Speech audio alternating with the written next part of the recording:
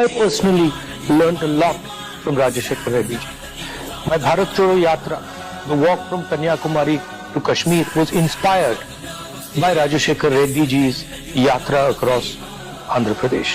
ఈ రోజు వరకు కూడా రాజశేఖర్ రెడ్డి అని పేరు తలుచుకునే వాళ్ళు, గుండెల్లో పెట్టుకొని పూజించుకునే వాళ్ళు కోట్లల్లో ఉన్నారు మన రాష్ట్రంలో. శాసనం ద్వారా నిర్మితమైన భారత రాజ్యాంగం పట్ల నిజమైన విశ్వాసం, విధేయత చూపుతానని ఆంధ్రప్రదేశ్ రాష్ట్ర ముఖ్యమంత్రిగా దైవ సాక్షిగా ప్రమాణం చేస్తున్నాము. రాజశేఖర్ టైగర్ ఆయన కాంగ్రెస్ పార్టీ బలోపేతం చేయడానికి చేసిన ఎన్నో కార్యక్రమాలు ఉన్నాయి. రాజశేఖర రెడ్డి గారిని రాష్ట్ర కాంగ్రెస్ అధ్యక్షుడిగా నియమించారు. రాష్ట్ర యూత్ కాంగ్రెస్ అధ్యక్షుడిగా ఉన్నవాడు ఈయనకన్నా పెద్దవాడు. అంత చిన్న వయసులో రాజశేఖర రెడ్డి గారు పిసిసి ప్రెసిడెంట్ అయ్యాడు. వారిని శాశ్వతంగా మనం గుర్తు పెట్టుకున్నాము అంటే వారు నాయకుడుగా, సంక్షేమ సృష్టికర్తగా, అభివృద్ధి రాష్ట్రంగా నాడు ఉమ్మడి ఆంధ్రప్రదేశ్ ను తీర్చిదిద్దడం.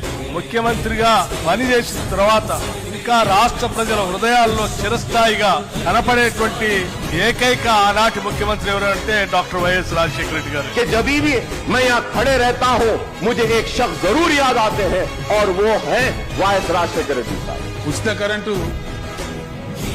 డాక్టర్ వైఎస్ రాజశేఖర రెడ్డి గారే ప్రారంభించినది. నేను చేసి మేము చెప్పాం. వాస్తవానికి ఉచిత కరెంటు వ్యవసాయానికి ప్రారంభించింది వైఎస్ రాజశేఖర రెడ్డి గారు.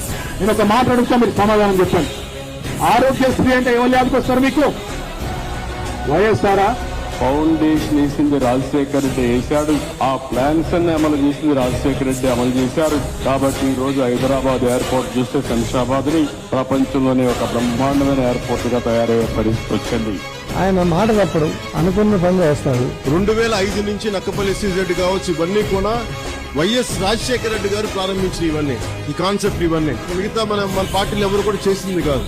The Congress government under the leadership and government of Dr. Rajashekara Reddy has given the highest priority to irrigation.